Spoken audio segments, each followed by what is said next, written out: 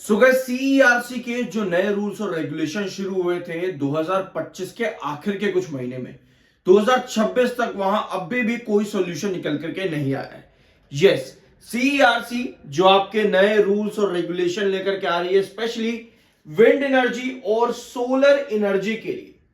किस लिए? Integrating storage into grid planning, साथ में टेक्निकल और टैरिफ नॉर्म्स को लेकर के चेंजेस हैं। और ये शुरुआत आपकी हुई थी लगभग अक्टूबर और नवंबर के आखिर में। ठीक है, ये शुरुआत होती है सीईआरसी के इन चेंजेस को, इन प्लान्स को वापस से डेवलप करने के लिए। ऑल्दो आईईएक्स की जो अपडेट्स हैं वो इनसे अलग है। आईईएक्स में क्या है कि जो आपकी इलेक्ट्रिसिटी है उसके रेट के प्राइसेस कैसे होंगे डिफाइन, वहां पर चेंजेस है। और मार्केट कपलिंग को लेकर के आईईएक्स की सिचुएशन अलग है। और सीईआरसी का जो दूसरा रेगुलेशन है विंड एनर्जी और साथ में आपकी सोलर एनर्जी स्टोरेज को लेकर के, ये अलग किस्सा है। और ये सभी चीजें आपकी चल रही है लंबे टाइम से, और इन सबको हमने कई बार डिस्कस भी किया है आइनॉक्स विंड या वारी एनर्जीज या फिर इरेडा के वीडियोस में। इन सभी कंपनीज पर इस तरह की न्यूज का इंपैक्ट काफी ज्यादा देखने को मिलता है। और अभी भी कोई नया अमेंडमेंट या कोई रेजोल्यूशन, फाइनल सॉल्यूशन यहां पर नहीं निकला है सीईआरसी की तरफ से। CERC framework promotes large scale deployment through mechanism like a supplementary tariff for integrating storage, supporting the goal of reliable renewable energy integration by managing winds intermittency। तो ये अभी भी कोई चेंज यहां पर नहीं आया, जिसकी वजह से आइनॉक्स विंड जैसी कंपनीज पर अभी भी फर्दर गिरावट चालू है। ऑल्दो कंपनी के फंडामेंटल फाइनेंशियल इनसे वीक नहीं हो जाते, बट जब भी आप किसी ऐसी कंपनीज पर काम कर रहे हो, इन्वेस्ट कर रहे हो जहां पर सेक्टर का बहुत ज्यादा इंपैक्ट होता है, सेक्टर पर अगर कुछ खराब न्यूज है तो वो काफी ज्यादा इंपैक्ट कर जाती है। अगर आप कंपनी का ईपीएस देखोगे तो लगातार कंपनी का ईपीएस भी बढ़ रहा था, और ऑल्दो आपका जो फाइनल ईपीएस है वो ड्रॉप हुआ है 2.93 पे। सितंबर तक आपका ईपीएस बढ़ रहा था, लेकिन अगर आप इसका प्राइस टू बुक रेशियो देखोगे, यहां पे एक बार स्टॉक का प्राइस टू बुक रेशियो देखना, ये है स्टॉक का price to book ratio. Already काफी ज्यादा वॉलेटिलिटी यहां पर दिखी है और इस समय घुटनों पर है प्राइस टू बुक रेशियो भी, यानी कंपनी का पीई रेशियो भी नीचे है और ईपीएस कंपनी का स्टिल काफी ज्यादा हाई है। और ये फंडामेंटली ये तीन रेशियोज किसी भी कंपनी के लिए बहुत ज्यादा मैटर करती है, यानी कंपनी फंडामेंटली वीक नहीं हुई, बट सेक्टर का इंपैक्ट इस कंपनी के ऊपर पड़ रहा है। अब आप कहोगे भाई मार्केट भी गिर रहा है, उसका भी इंपैक्ट है। मार्केट कब गिरा? मार्केट गिरा इस साल के पहले हफ्ते के अंदर। उसके पहले तक मार्केट क्या कर रहा था? अपवर्ड वेजेस पैटर्न पर साइडवेज चल रहा था, लेकिन आइनॉक्स विंड में तब भी गिरावट थी। Reason CERC. सीईआरसी की रीजन को हम ऐड करते हैं अगर मार्केट में भी कि भैया डोनाल्ड ट्रंप कह रहा है रिन्यूएबल एनर्जी मुझे यूज नहीं करनी है, अगर हम इसको भी ऐड कर देते हैं तो आपके पास दो रीजन निकल करके आ जाते हैं। यानी कंपनी फंडामेंटली फाइनेंशियली अभी भी स्टेबल है, जैसी पहले थी अभी भी उतनी है, बट खबरों का इंपैक्ट सेक्टर के ऊपर वो भी एग्जैक्टली डायरेक्टली आपको मिल रहा है। तो ये है कंपनी के ऊपर का इफेक्ट जो अभी है, ये आपको पता होना चाहिए। इसके अलावा दिसंबर के महीने में म्यूचुअल फंड ने काफी कुछ किया है।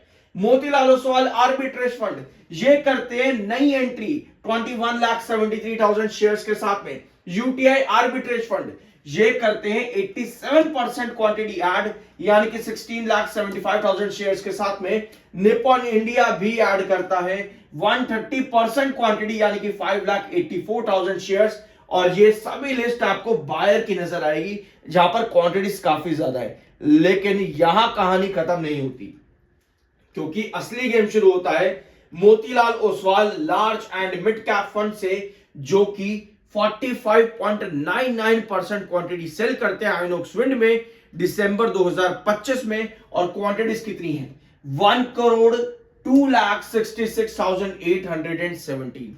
यानी जो बायर अभी आपको दिखे एक झटके में आपके Motilal Oswal large and mid cap fund इतनी क्वांटिटी सेल कर देते हैं, और ये आधी भी नहीं है जो ये होल्ड करते हैं उसकी। तो 1 करोड़ से ज्यादा क्वांटिटी एक ही म्यूचुअल फंड की तरफ से सेल की गई है। बाकी ये रहे आपके बाकी के म्यूचुअल फंड। ओवरऑल जब हम देखते हैं तो आपके म्यूचुअल फंड में आपको सेलर नजर आते हैं दिसंबर 2025 में कितनी क्वांटिटी के साथ में? 1 करोड़ 2,11,000 क्वांटिटीज के साथ में आपको म्यूचुअल फंड दिसंबर के महीने में एग्जिट होते नजर आते हैं। यानी कि डीआईएस का डाटा भी कंपनी का गिरेगा।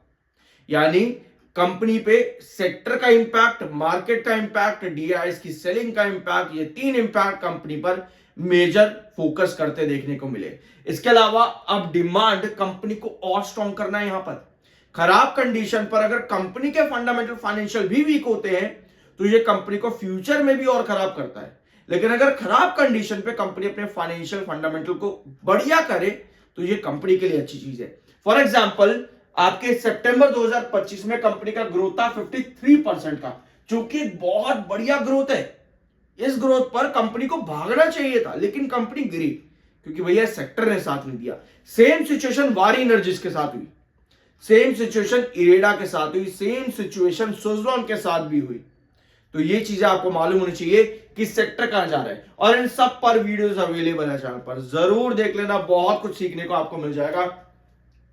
दिसंबर 2022 में कंपनी ने 226 करोड़ का रेवेन्यू दिया, जो कि सितंबर से बढ़िया है। दिसंबर 2023 में कंपनी ने 533 करोड़ का रेवेन्यू दिया, जो कि सितंबर से बढ़िया है। 2024 में भी कंपनी ने बहुत स्ट्रॉन्ग रेवेन्यू दिया और फिर कंपनी आती है 2025 सितंबर में, जहां कंपनी का रेवेन्यू 1119 करोड़ का है, यानी ईयर ऑन ईयर बेसिस पर 53% का ग्रोथ।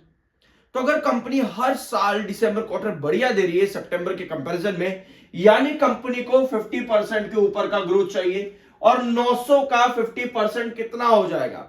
अराउंड 450, यानी 450 इसमें ऐड करना है। यानी कि आपको रेवेन्यू कितना चाहिए होगा? लगभग 1360 के ऊपर, 1360 लगभग हम 1400 करोड़ लगा लेते हैं।